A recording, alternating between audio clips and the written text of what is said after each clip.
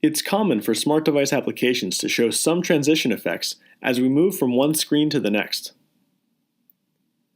In GeneXus, we'll have several values available shown on screen. Some of them are curl up and curl down, only for iOS, slide up and slide down, push up and push down, fade, none, and so on. Note that each effect has an opposite, except for fade. Further ahead, we'll see that opposites are used in a predetermined manner. However, if we preserve consistency, we may combine them as we like. When we use a value that's supported only for iOS, then the default value will be used in Android. That default value in Android may vary according to the manufacturer and to the version of the operating system. In GeneXus, we may specify these transition effects in two different locations. We can do it in a static manner in design time in the theme of the form class or any of its subclasses, by using the enter effect and exit effect properties. Or we can do it at runtime in a programmatic manner with the configuration of the enter and exit effect properties of call options before calling an object.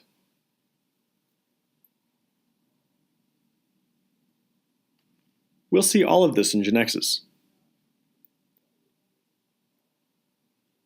First, we'll see how this application is viewed.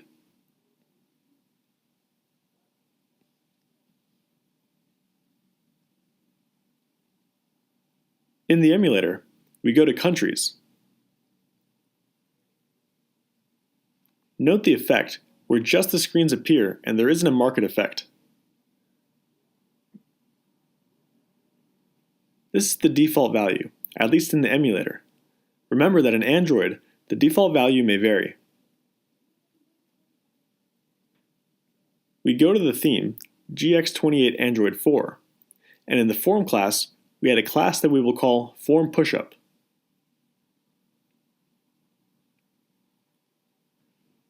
And we'll set up the enter effect property.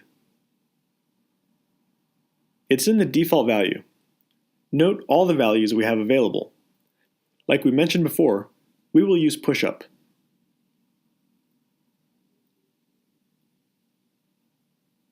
Note that exit effect takes the opposite value, push down in this case. We could change it, but we'll leave the default value. We'll record the theme.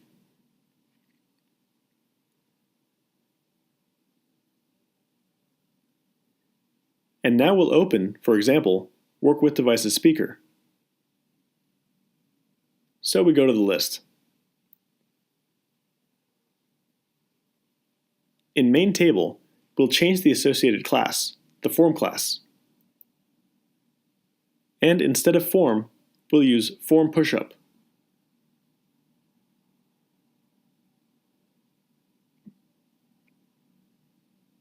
We'll record it, though it's not necessary because we're using live editing and we'll see it directly.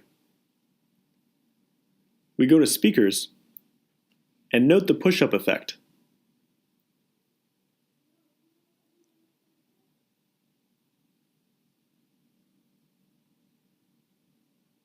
We access again.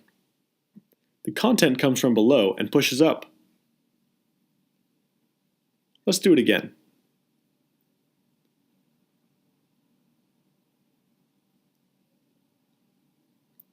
And now we can try with some other effect that's more noticeable. For example, we select Push Right and change to Push Left Exit Effect.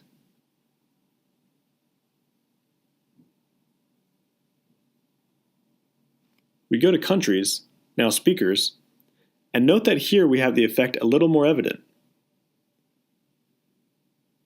and the push left as we exit.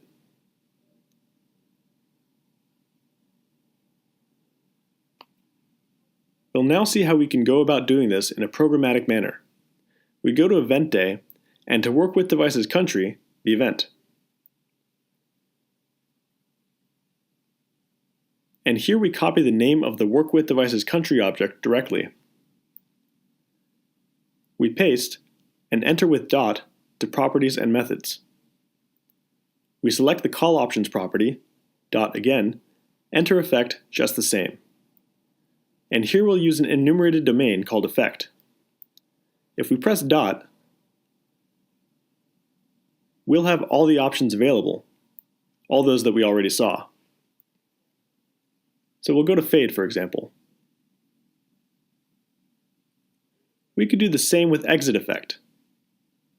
We paste the name of the object, call options dot exit effect in the same way, and again the effect enumerated domain dot, and we'll select a different one, like push left.